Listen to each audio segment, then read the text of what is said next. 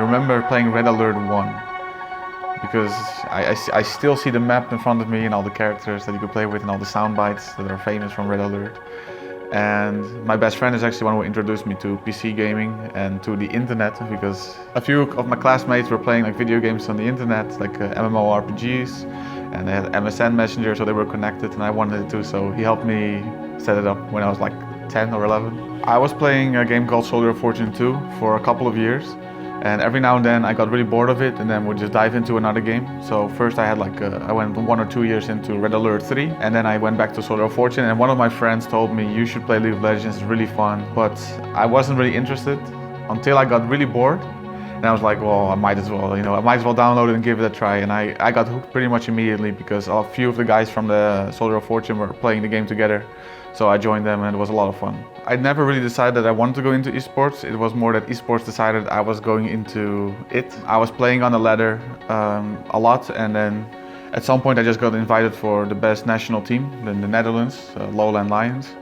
And obviously I accepted because it sounded really cool. I've always been very competitive in video games. From there on out I went through multiple European teams, and eventually I reached out to the players and made the Copenhagen Wolves team.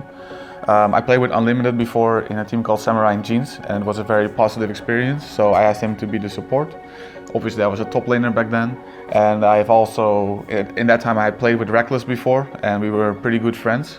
And he was too young to play in the LCS, so I asked him to play with us, and he joined too. And then I looked for a good jungler and a good mid laner, and at that time Koutart was available and he was a very good player, so we talked a bit and sorted everything out, and then that's actually how Copenhagen Wolves started. I think what helps a lot is just when you join teams, so I was in multiple teams, like in SK I had experience playing with Reckless, so Reckless and I became friends, and you meet other European players at the LAN, and that's how I was able to build a team, because for example I didn't know Shook and Koutart at the time, but I knew Unlimited and Reckless and they were very good, so then Shook and Koutart were like, yeah, well, I kind of want to play with these guys. And then as you got together and started playing with each other, and you started to actually travel towards events together, that's where you really bond as a team. So with Copenhagen Wolves, we were winning everything with Reckless and Shook, but Reckless came eligible for LCS, so Fnatic took him back. So that sucked, so we had to find a new AD carry, which ended up being forgiven. And Shook also left because he had an LCS offer from Evil Geniuses, which was one of the best teams at the time. And I would say that is where we had a really rough season. We came into the season with expectations to being top 3, top 4, based on our scrim performances before the LCS. But we ended up falling flat in the playoffs, or I think there was like a mini playoffs where 2 teams had to fight for the last spot, and we finished 6th or 7th. It wasn't a very good year, and I already knew I wanted to go into coaching at the end of the year. So it was a very good moment for me. The team atmosphere wasn't very good at the time, and that's when an American team, Enemy, who just faced relegations, or had to face relegations, came to me and said, hey, we would like to have you around, and I accepted. I worked with them for about a month, but I stayed there for another extra month because there was a really good atmosphere in the team and the players really liked to hang out with each other afterwards, so a very good time. And then it was time to move on because we lost the relegations as Enemy, and after Enemy I still tried to find a team also as a player, but I was playing a lot of solo queue and I realized, Joey, you're not good enough anymore. This is not gonna work out. So that's when I really dedicated myself to becoming a coach. And what ended up happening was that at the very end of the off season, I had to make a decision. I had 2 choices. Either I would sign with a team that was going to go into the Challenger Series, or I would say no to them and I would just cross my fingers and hope that G2 would take me.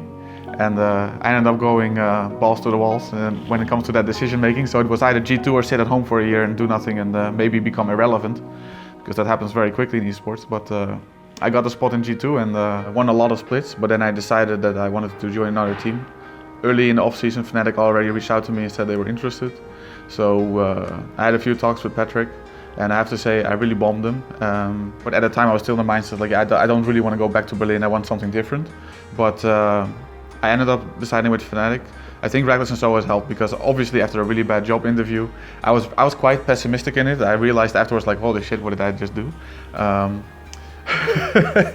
was like, okay, this is not going to work out. But I met Soas and Reckless at All Stars, and I think they put in a good word with Patrick once more.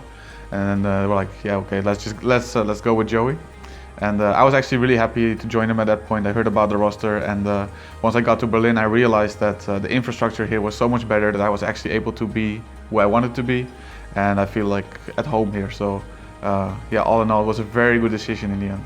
What I looked for in a team has changed over the time, I think. Back in Copenhagen Wolves, it was just a matter of finding the best players that I know without really knowing their personalities per se. And it was quite successful in both lineups, but it also created some tension between the players. So right now I would say there's much more of a balance when I look for what I want in a team, because you want young talents with very high skill ceilings that are very willing to learn. You know, those are always great, but you also want to have some veterans around that can really guide these players or can help them like go out of their bubble and be very comfortable with themselves and give them the time to grow. I think what you see a lot in our team and also from our coaching staff is that we remind each other that we're not as bad at the game as we think we are, which I think is true. Even when we look back at the losses that we had, like, okay, there were still a lot of good things that we did. We just identify the things that went wrong. And I think what's really important is that you are able to identify what went wrong. If you just lose and you feel powerless and you don't know why you lost, I think that's the part where a team can really fall apart. But usually there are players like supporting each other, like, it's okay, we'll win next time, or we'll work on this, I'll work on that, you will work on this.